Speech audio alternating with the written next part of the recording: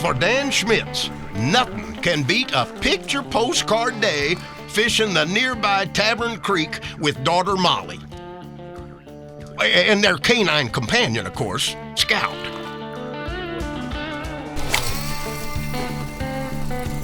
That'll do.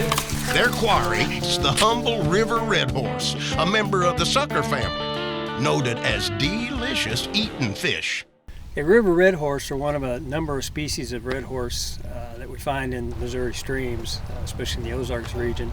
There are species that live in the larger bodies of water like the Osage River much of the year, and then in the spring of the year they'll come up into these small gravelly streams like Tavern Creek to spawn. You can catch them just about any time of the year, especially on nightcrawler, the universal bait. But in the spring of the year when they're spawning, they're up here in concentrated numbers, so you're more likely to hook into one. Well, my buddy lives down here, and he checks the creek pretty regular that time of year when the redhorse come upstream when they're spawning. He lets me know when they're on, so I try to make time to come down. On April 15, 2016, right here on Tavern Creek, Dan hooked into a fish that was anything but humble. Had 2 poles, set the first pole in the water with a big glob of worm on it, barely got it down in the rocks, got the line tight.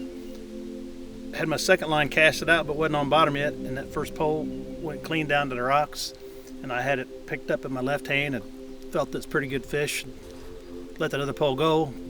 Just horsed it in. It didn't take too long to get it in. You know, you're only fishing 30, 40 foot out. Get this. Dan's Redhorse came in at 9 pounds, 13 ounces, breaking the Missouri state record for a redhorse caught with a hook and line. And it didn't take much prodding to convince old Dan to take the next step. I wouldn't have thought to check it as a world record, but the guys at the conservation department probably got online and started bouncing that stat out there and seen that it was a world record, so they encouraged that I apply to it. And that's a pretty lengthy form, the IGFA form. They wanted to know things like the name of the boat and the boat captain and that kind of thing, and all about the tackle. So they're probably used to having more offshore records and things like that turned in. But so maybe it doesn't take an expensive boat, a guide, and an exotic destination to secure your world record. For Schmitz, all it took was a can of worms, a backyard stream, and a little bit of luck. Candle cat? Nope, drum. Fun to catch. Scout. See that dip in it? Yeah, it's fun to have the world record.